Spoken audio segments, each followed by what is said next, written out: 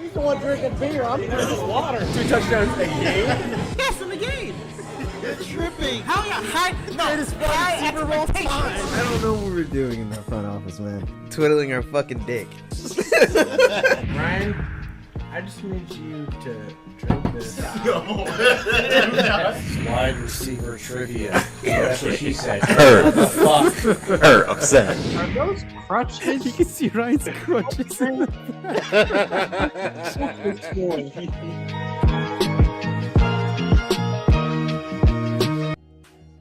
What is going on, folks? Welcome back to another primetime recap here. This is after further review, breaking down the Lions and Bucks game.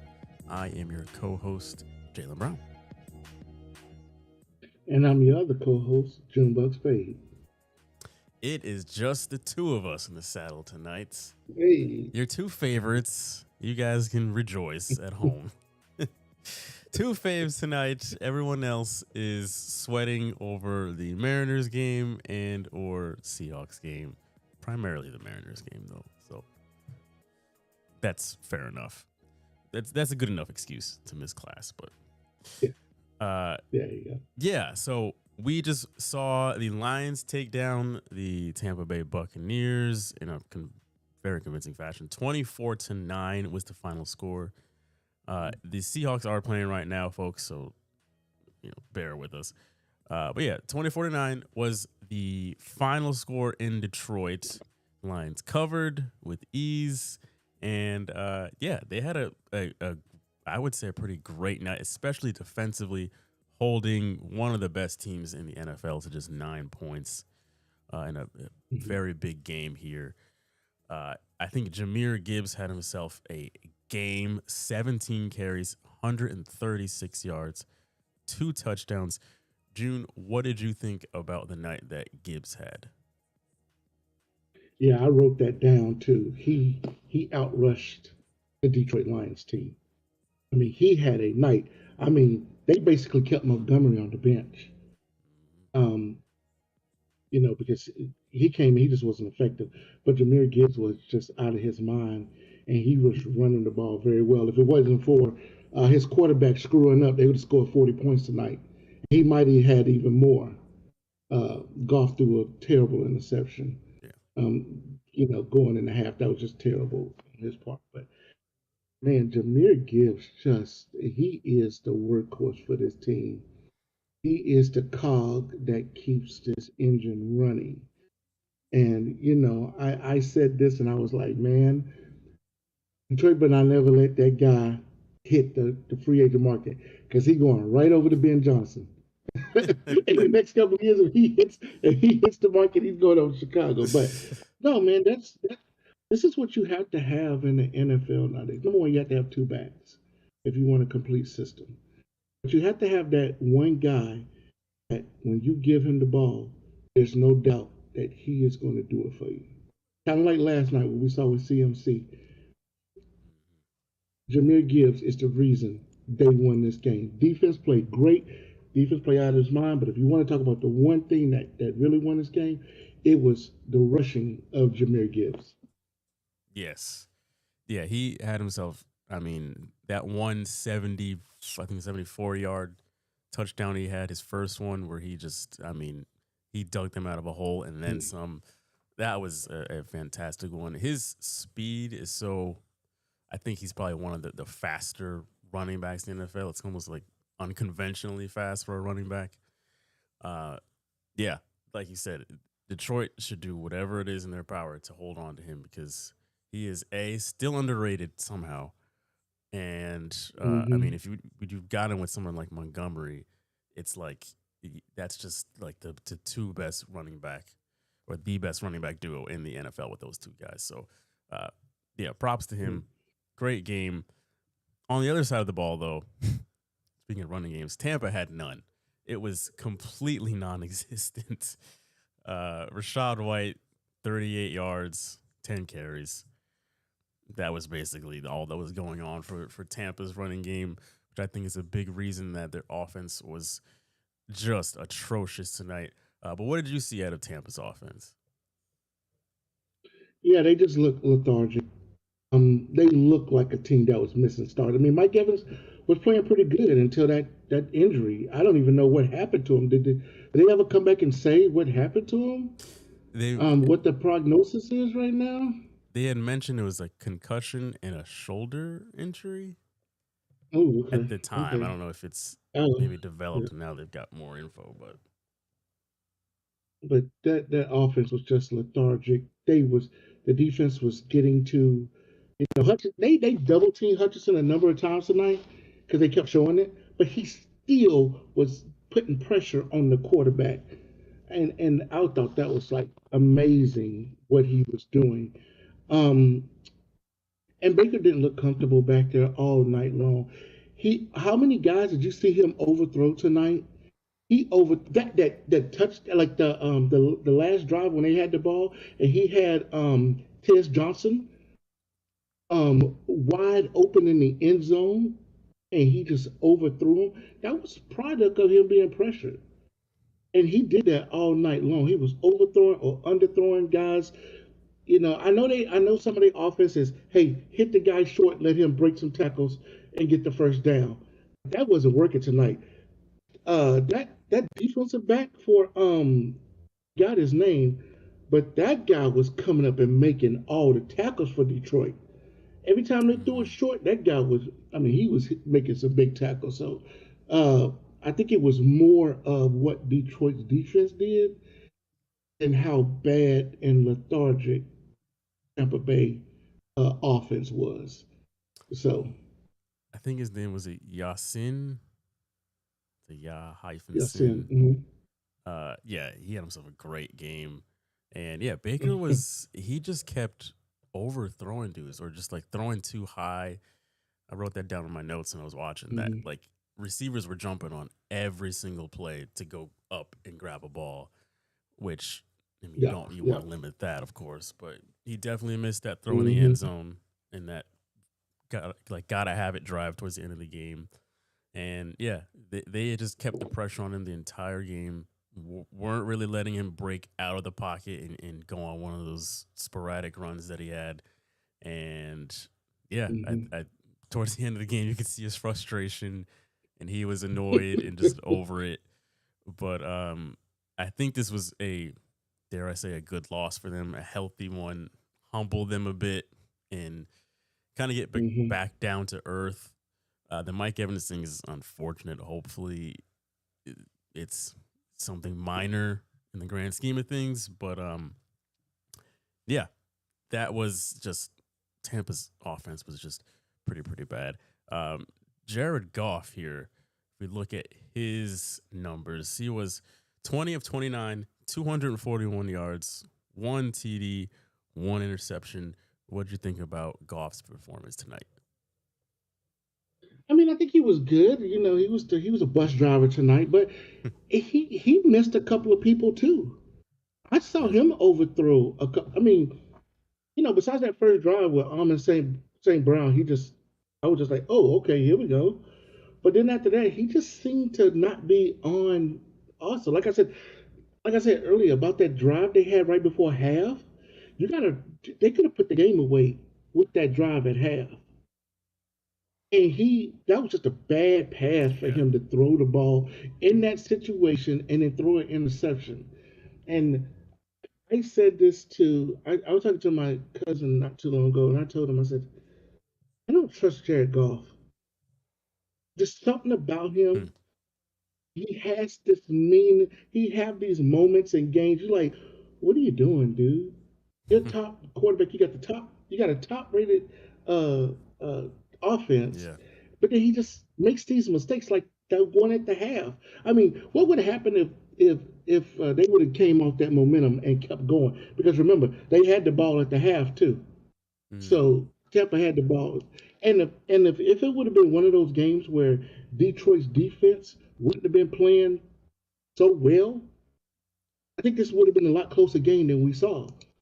But because the Gibbs running and the way the defense played, I think it was better.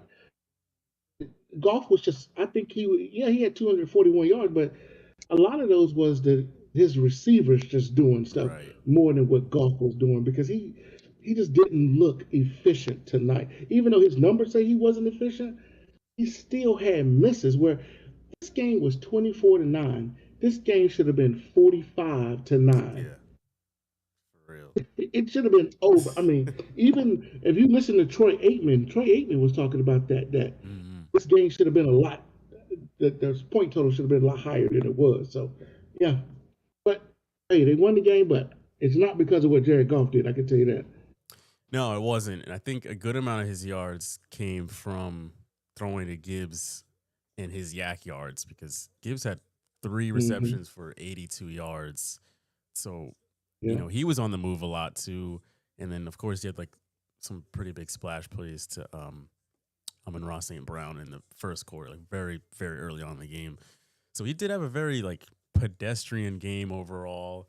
And I agree. There is something with Jared Goff. He definitely is pumpkin alert where you're like, when the clock turns midnight, he's going back to a pumpkin. We saw it kind of happen in the playoffs last year. But I think a big takeaway from this game, though, for me from the Lions standpoint, was that Dan Campbell still unapologetically coaches the same that we've always seen. But it's always every drive is like the game is on the line. Even when you're up 20 points on a team, he still is like, we got to go for this 4th down. We got to throw the challenge flag. We got to do this. We got to do that. And it's like, you know, when you screw up on those gambles, you crack the door open to let teams come back in, and you didn't have to. Like, you can put a team away safely or quietly, I guess you could say. And there was a few times where I felt like that it gave Tampa multiple opportunities to keep trying to come back. I mean, luckily for them, they couldn't do anything with it. But Dan Campbell scares me as just an NFL fan. He does to me too. I see him do that. You know, with that. You know, they I always go back to that game against the Cowboys. It was that, you know, when he went for the 2 instead of go for the tie, and then he didn't make it. And I'm like, why would you go for the tie, bro? You both teams are playing good. Why wouldn't you give your team an opportunity to take it into overtime? So it's just one of those things that's just Dan Campbell. Hope it doesn't cost him like a Super Bowl or a shot to go to a Super Bowl. I hope he, you know, I want you know, you want to see a guy keep that edge, but you don't want it to be at the cost of a team because then your players are going to say, "Come on, man, we could have did something more if we, you know." So you have to watch that too. But yeah, he does that a lot. He kills me with that, and I'm like, dude, you put a lot of undue pressure on your team. Yeah, like you said, he called that challenge flag, right, for Tampa. Tampa wasn't coming back at that point. I don't care. Right. They wasn't coming back. You know, just let the game go, man. You got the game in hand. You're going to win the game. Don't worry about it. But he does that a lot. So, but but no, the biggest thing I have is it's Tampa Bay and it's the 3.9 yards per play in this game. Yeah. I think you're going to have to. I was just going to say, my takeaway for Tampa is their running game. Like, they've got to establish a running game because they cannot keep depending on Ibuka to have these crazy games or Mike Evans to even be available. I mean, he's obviously a veteran wide receiver, so you have no idea what you're going to get from him. Yeah, like, I know Baker's been playing well. He's been playing like an MVP. However, I think that's very hard to maintain solely, like, when you're not getting any help from the running back. Like, that looks good from week 1 to, you know, week 9-ish. But once the weather gets colder and the elements start being a factor, like, that's really hard to maintain. Even last year, Josh Allen won an MVP. James Cook was still playing pretty damn well. And, like, when Lamar won it, like, they still had a pretty solid running game. So Tampa's got to establish a running game no matter what they want to get out of this season if they want to be successful. Yeah, 42 yards rushing total for everybody. And like you said, 38 was by White. So 42 yards total rushing by the entire team is just not going to cut it against anyone. And I don't care if Baker throws for 300 yards. If they're not if they're not putting the ball in the end zone, all those numbers are for naught. And you got it in this day and age in the NFL. I know teams throw the ball around a lot, but a lot of teams still have that underlying factor of running the football. Mm-hmm. And I understand that Bruce Irvin is out. I get that, but White is still a productive running back. Yeah. He's still a productive running back. Mm-hmm. That's why you keep him on your roster. So yeah. Any other takeaways from this game that you want to mention? No, I think Tampa's coming into the meat of their season. So hopefully they get some people back so they can start getting a little bit more healthy. But Baker's going to have to start watching these games. Now, he's going to have to start watching these games, and he got to understand this. You can't go out there and be Superman every single night because you're playing against some pretty good defenses. You're playing against some fast defenses. So you're going to be more effective if you stay on the field for your team. So I'm going to be watching them over the next several weeks to see how they do and how Baker adjusts, and see how they move, how the ball is being moved. Because I wouldn't sit there and drop Baker back 30 times. It's just not going to be effective for this team. So that's what I'm looking for. Yeah, they've got an interesting schedule. Like they go to New Orleans next week or this weekend, and then they've got a week off, and then New England comes to town, which I won't be here for, and then they go to Buffalo and then to LA.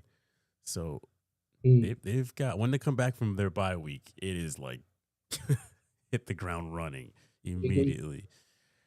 On the other side, Detroit, let's see their schedule.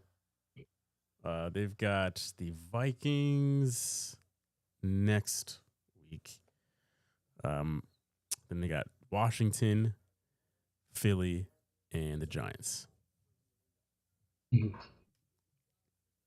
They've got. I mean, they got a pretty decent schedule. Yeah. They got It's a winnable schedule. It's Yeah. a winnable schedule, I think so. And it'll be a big test. I think it'll be a good test for them against Philly. I don't believe that Philly's the best team in the NFC. No. Especially with all the teams in the NFC North being so competitive, then 3 teams in the NFC West being so competitive. Mm-hmm.